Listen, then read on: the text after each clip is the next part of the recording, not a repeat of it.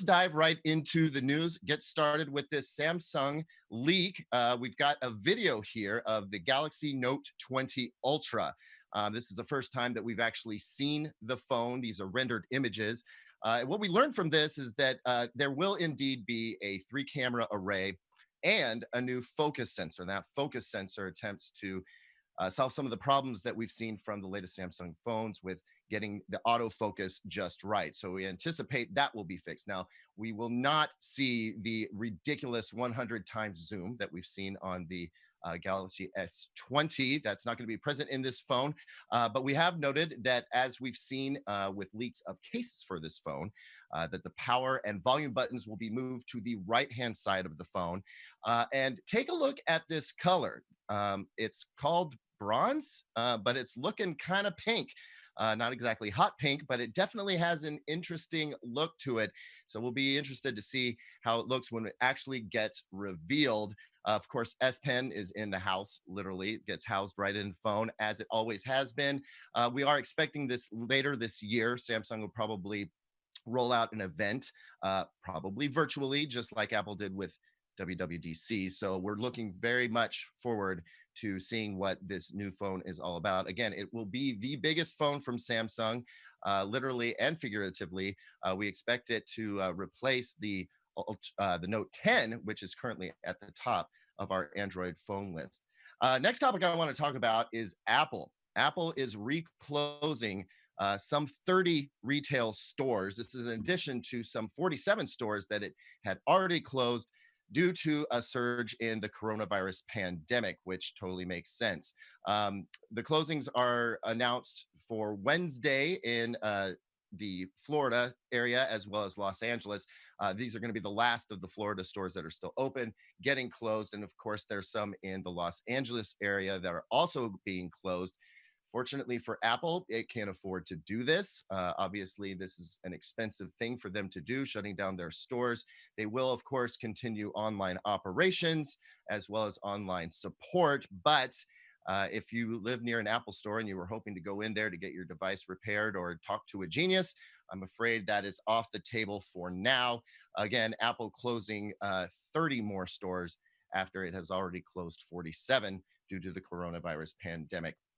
Next topic I want to address with you: PlayStation has halted advertisements on both Facebook and Instagram.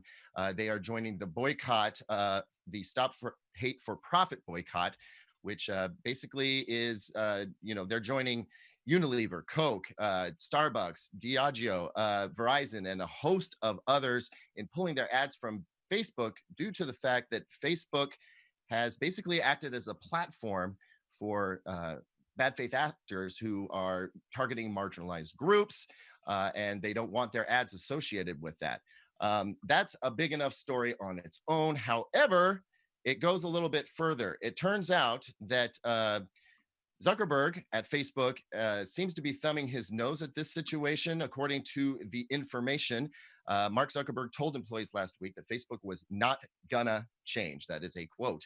In response to the growing advertiser boycott over the hate speech policies, Zuckerberg called the boycott a reputational issue, saying it was threatened only a small percent of Facebook's revenue, and predicted advertisers would return to the platform soon enough. So basically what we're seeing there is Zuckerberg really just holding the line, not budging on this stuff, and figuring that everything is going to be back to normal soon enough.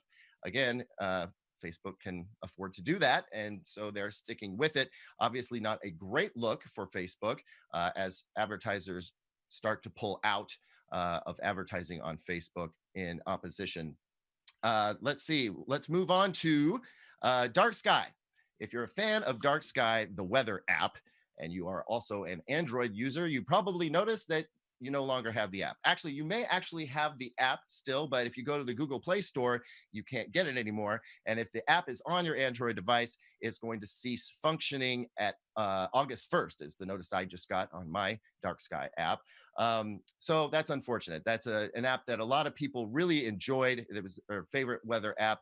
Apple purchased Dark Sky, which is why it is no longer available to be used on Android devices. And they did that because they really wanted to be part of Apple's ecosystem, I suspect, but they also agree that Apple's secure platform is a better place for their app.